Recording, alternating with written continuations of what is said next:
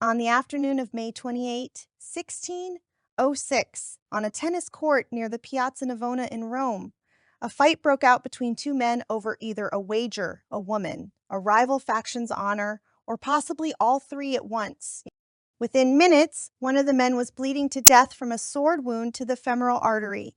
The other, also bleeding badly, was being half-carried by friends through the back streets of Rome. The man dying on the tennis court was a 26-year-old neighborhood enforcer named Ranuccio Tomassoni. The man fleeing was Michelangelo Merisi, called Caravaggio, the most sought-after painter in Italy, already the most influential European artist of his generation, with a price on his head from the Pope before the night was over. What followed is one of the strangest 4 years in the history of Western art.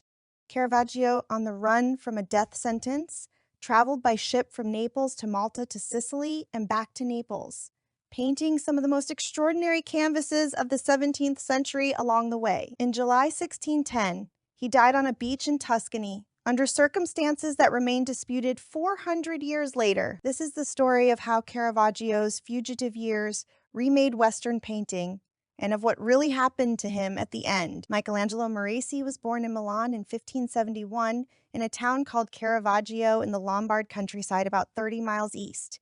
His father, a household steward in the service of the Marchese di Caravaggio, died when Michelangelo was 6. The family was minor gentry.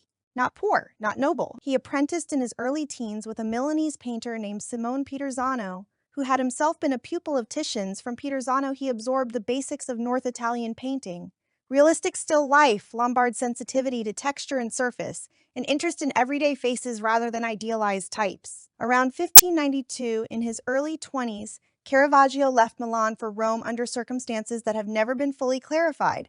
The earliest biographies hint at a fight, possibly a killing, possibly a wounded police officer. The record is gone. In Rome, Caravaggio struggled for the better part of a decade. He worked as a hired hand painter in the workshops of established masters, painting backgrounds and incidental still lifes for other artists' canvases. He lived in poverty in shared rented rooms. In the heart of the criminal underworld of late 16th century Rome, his break came in 1599. Cardinal Francesco Maria del Monte, a powerful Vatican-connected churchman with sophisticated, artistic taste, took Caravaggio into his patronage and commissioned a major cycle of paintings for the Cantarelli Chapel in the Church of San Luigi dei Francesi. The Cantarelli paintings, the calling of St. Matthew, the martyrdom of St. Matthew, the inspiration of St. Matthew, caused an immediate sensation when unveiled in July 1600. Caravaggio had done something nobody else was doing. He had painted the disciples of Christ as ordinary, dirty, weather-beaten men in contemporary clothing. He had painted them in a tavern setting, with raking light cutting across faces, with detailed dirty fingernails, with realistic muscle and fat. He had also done something technically extraordinary. He had abandoned the polished fumato modeling of the late Renaissance and adopted a violent, theatrical contrast of dark and light, what would later be called chiaroscuro in its most extreme form, or tenebrism. Figures emerged from deep shadow into shafts of dramatic light, as though under stage spotlights. Within 2 years, every ambitious young painter in Europe was either copying Caravaggio or violently rejecting him. The Carracci school in Bologna, led by Annibale Carracci, represented the classical alternative. Caravaggio was the radical. His commissions multiplied. He painted the Conversion of St. Paul and the Crucifixion of St. Peter for the Cerasi Chapel in Santa Maria del Popolo. He painted altarpieces for major Roman churches. He painted private commissions for Cardinal Borghese, for the Mattei family, for the Costa family, for half the cardinals and noble houses in Rome. He also became, by every contemporary account, increasingly unmanageable. He carried a sword and a dagger at all times, legally permissible for an artist of his rank, but rare among working painters. He moved with a group of young swordsmen and bravos who fought constantly in the streets and taverns of the Campo Marzio neighborhood. Between 1600 and 1606, Caravaggio's name appears in Roman police records on at least 11 separate occasions. Assault defamation, throwing rocks at carabinieri, carrying weapons without proper permits, stabbing a notary in a dispute over a bottle of artichokes. Each time, he was bailed out by his powerful church patrons On May 28, 1606, the bail ran out. The exact circumstances of the fight are disputed even in the surviving primary sources. The most reliable contemporary account is by Giulio Mancini, a physician and art collector who knew Caravaggio personally. According to Mancini, the dispute was over a tennis match, a wager that turned into an argument over the score, which escalated into a sword fight. Other contemporary accounts, including those of the early biographers Giovanni Baglione and Giovan Pietro Bellori, suggest the underlying cause was older and more dangerous. Caravaggio and Ranuccio Tomassoni had been rivals for years. Some sources say they were rivals over a woman, a courtesan named Lina who appears as the model for several Caravaggio Madonnas.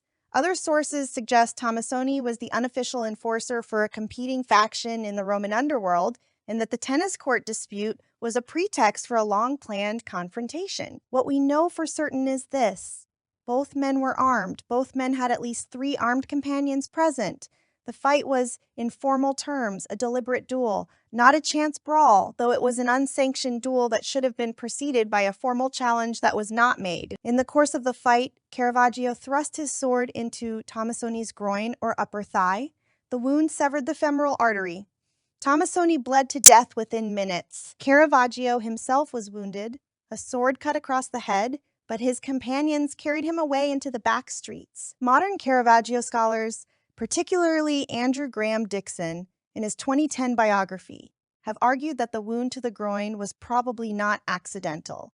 The implication, if Graham Dixon is correct, is that Caravaggio had intended a precise and ritualized castration wound, the traditional method of resolving certain Renaissance honor disputes over a woman, and had killed Tomassoni by miscalculating the artery, not by intending the death. Whether or not this is true, the legal consequence was the same. Caravaggio had killed a man. Under Pope Paul V's interpretation of homicide law, the penalty was the death sentence known as the bando capitale, a capital warrant that authorized any person in the Papal States to kill Caravaggio on sight and present his head to the authorities for a reward. Caravaggio escaped Rome on the night of the killing, moving first to estates owned by his protectors south of the city. He hid for several months in the Colonna family estates in the Alban Hills, recovering from his head wound. By the early autumn of 1606, he had been smuggled further south to Naples. Naples in 1606 was the second largest city in Europe after Paris. It was a Spanish viceregal capital beyond the immediate reach of Roman justice. It had a vast, wealthy, culturally hungry church and aristocracy.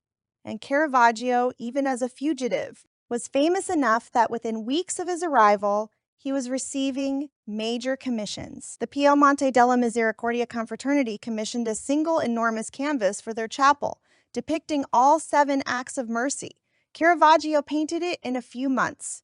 The 7 acts of mercy remains in the original chapel today. One of the few major Caravaggio altarpieces still hanging in the church for which it was painted. He also painted the Flagellation of Christ, now in the Museo di Capodimonte, and Crucifixion of St. Andrew and Madonna of the Rosary.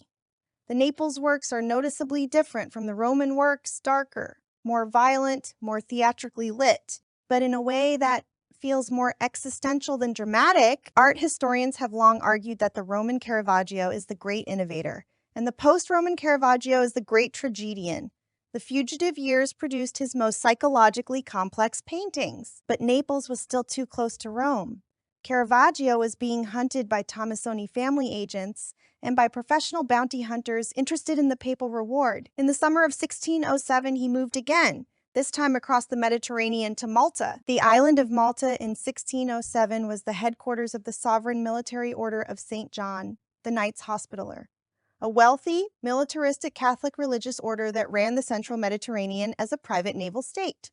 The Knights had successfully defended Malta against an Ottoman siege in 1565 and had since become one of the wealthiest, most powerful, and most prestigious chivalric orders in Europe. Caravaggio arrived in Malta in July 1607.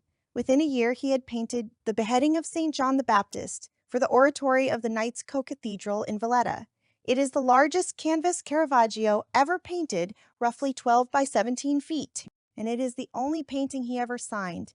The signature appears in the foreground, written in the dark blood pooling from John the Baptist's severed throat.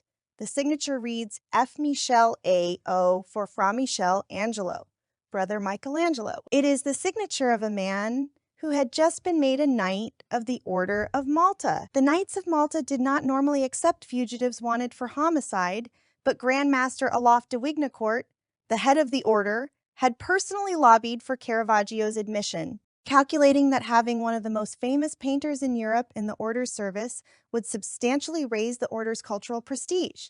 The Pope had been willing to grant Caravaggio a special dispensation for the homicide on the condition that he remained on Malta and painted for the order. In July 1608, Caravaggio was formally admitted as a Knight of Magistral Obedience, a kind of honorary chivalric rank reserved for distinguished men of merit. He held the rank for less than 3 months. In late August 1608, Caravaggio was involved in another violent incident, an attack on a Knight of Justice, a higher-ranking knight named Fra Giovanni Rodamonte Rovero, in which the senior knight was seriously wounded. The exact dispute is, as with the Tomassoni killing, not fully documented. Some sources suggest a dispute over the painting of a portrait. Others suggest a personal insult, possibly racial or class-based. Caravaggio was arrested and imprisoned in the fortress of San Angelo in Valletta. In early October 1608, he escaped. How he escaped from one of the most secure fortresses in the Mediterranean has never been satisfactorily explained. Most modern historians believe he was assisted by someone within the order, possibly by Wignacourt himself, who may have wanted Caravaggio out of Malta quietly rather than face the public scandal of a Caravaggio trial. Caravaggio fled Malta for Sicily. Between late 1608 and the autumn of 1609, he produced 4 major altarpieces in Syracuse, Messina, and Palermo. The Sicilian paintings are the strangest, and in some ways the most extraordinary of his career. In Syracuse, Caravaggio painted the Burial of St. Lucy. The figures are smaller than in the Roman works, almost engulfed by enormous dark architectural space. The gravediggers in the foreground are gigantic, their muscled shoulders dominating the canvas. The mourners are reduced to small figures behind them. The composition is asymmetrical, off balance, with most of the canvas given over to a vast empty wall behind the figures. It is not a beautiful painting in any conventional sense. It is exhausted, austere, formally radical. It is what Caravaggio painted when he had stopped trying to please patrons and was painting only for himself. In Messina, he painted the raising of Lazarus with Lazarus, still half dead, his arms thrown out in a cruciform pose echoing the crucifixion, his face one of the most unsettling images of resurrection in Western art. He painted it allegedly in a single session, working from a live model dressed as Lazarus, with the artist destroying his own canvas and starting over when patrons questioned his approach. In Palermo, in late 1609, he painted what would become known as the Nativity with Saints Lawrence and Francis for the Oratory of San Lorenzo. We will return to this painting at the very end of this story because in October 1969 it was stolen and it has never been recovered. By the autumn of 1609, Caravaggio was back in Naples. He had been told that papal forgiveness was within reach, that Cardinal Scipione Borghese, the Pope's nephew and one of his original Roman patrons, was negotiating his pardon. Caravaggio painted several canvases to be sent to Cardinal Borghese as gifts to support the pardon negotiation. The 2 best known of these are David with the Head of Goliath, in which the severed head of Goliath is now widely believed to be a self-portrait of Caravaggio himself, and John the Baptist, painted around the same time. In effect, Caravaggio was painting his own beheaded head and sending it to the Pope as an act of penitential self-presentation. He was sending the message that he was already, in his own mind, a dead man. In October 1609, in Naples, Caravaggio was attacked in the doorway of the Osteria del Siriglio, a tavern in the Spanish Quarter. Several armed men ambushed him as he was leaving. He was slashed across the face. The wound was serious enough that when news of the attack reached Rome, the rumor was that Caravaggio had been killed. The rumor was wrong. He survived the attack but was permanently disfigured. The attackers were never identified by name in the surviving sources. Most modern historians believe they were either agents of the Knights of Malta sent by the order to take revenge for the dishonored escape, or agents of the Tomassoni family, completing the vendetta from the 1606 killing in Rome. Either way, Caravaggio understood that he was being hunted by multiple parties simultaneously and that his life expectancy was now measured in months, not years. In July 1610, Caravaggio boarded a felucca, a small Mediterranean sailing boat, in Naples, carrying 3 of his last paintings. The destination was Porto Ercole, a coastal town in southern Tuscany that was then part of the Spanish-controlled enclave called the Stato di Presidio. Caravaggio was on his way to Rome. The papal pardon, after 4 years of negotiation, was apparently within reach. What happened in the last 2 weeks of his life remains one of the great unsolved questions in Caravaggio scholarship. The traditional account, drawn from his earliest biographers Baglione and Bellori, is roughly this. The boat stopped at Paolo, a Spanish coastal fortress north of Rome. Caravaggio went ashore to identify himself, was arrested by a confused Spanish garrison commander who did not know about the pending pardon, was held for 2 days, and then released. While he was being held, the boat sailed on with his paintings still on board. Caravaggio, frantic to recover his paintings and to reach Rome, set out on foot up the coast in the July heat, eventually collapsing in Porto Ercole with what was probably fever and dehydration. He died on a beach near Porto Ercole on the 18th of July, 1610. He was 38 years old. That is the traditional story. Modern researchers have raised questions about almost every part of it. Question 1. What did Caravaggio actually die of? In 2010, an international team of researchers led by anthropologist Silvano Vincetti recovered skeletal remains from a charnel pit in Porto Ercole that they argued on the basis of DNA matching with descendants of Caravaggio's family. Were probably the painters. The remains showed evidence of high lead levels, chronic lead poisoning consistent with decades of working with lead-based pigments, and possible syphilis. The most likely immediate cause of death, according to that analysis, was sepsis from a sword wound, probably from the Naples ambush 10 months earlier, that had never properly healed. Question 2, was it murder? Some scholars have argued that Caravaggio's death may not have been from illness at all, that the Knights of Malta or the Tomassoni family had finally completed the vendetta, the fact that he died alone on a beach in a Spanish enclave where the Knights of Malta had connections, has fueled centuries of murder theories. The DNA and bones analysis is consistent with murder by deferred sword wound, but it could also be consistent with natural causes. The lead poisoning and possible syphilis would have weakened his immune system enough that a minor infection could have killed him. We do not know. We probably will not know. In Rome, 3 days after his death, news arrived that the papal pardon had been granted. Caravaggio had been forgiven of the 1606 killing. He had been free to return to Rome to paint for the Pope again, to live as a celebrated artist again. He died on a beach 200 miles short of that news. Caravaggio's late paintings, the Maltese, Sicilian, and Neapolitan works, transformed Western painting in ways the artist himself did not live to see. In Naples and Sicily, his style was absorbed by a generation of Italian painters who became known as the Caravaggisti: Battistello Caracciolo, Mattia, Preti, Bernardo Cavallino, Giuseppe de Ribera. In Spain, his influence transmitted through Ribera to Velázquez and to Zurbaran.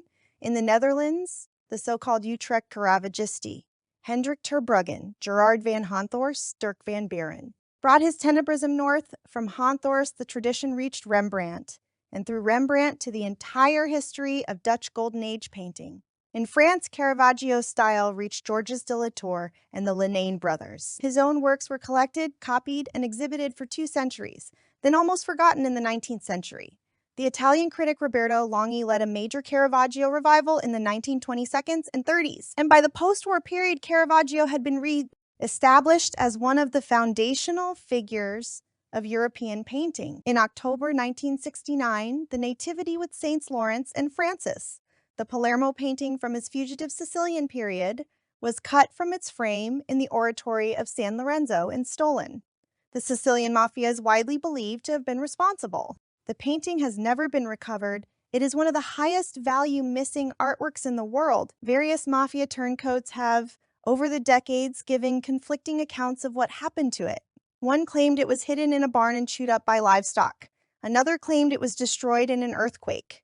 A third claimed it was sold to a Swiss collector. None of these stories has been verified. Caravaggio's life, in retrospect, reads like a parable about creative violence, a man who painted some of the most empathetic religious imagery in Western art, with attention to the dirty faces and bare feet of working people, was himself a brawler and a killer who died alone on a beach at 38. His greatest paintings, scattered across 3 Italian regions and 2 Mediterranean islands. His paintings have, since his death, been stolen 4 times, once by Napoleon, once by Nazi-era looters, once by the Sicilian Mafia in 1969, and once by an apprentice in his own Naples workshop in the months after he died. The Nativity remains missing. The David with the head of Goliath, the self-portrait as the severed head, hangs in the Borghese Gallery in Rome, in the collection of the cardinal nephew of the very pope who had granted his pardon too late. You can stand in front of it. Most days there are tourists in front of it taking photographs. The eyes of the severed head look slightly downward with an expression of fatigue. It is by any reading a man's portrait of his own coming death.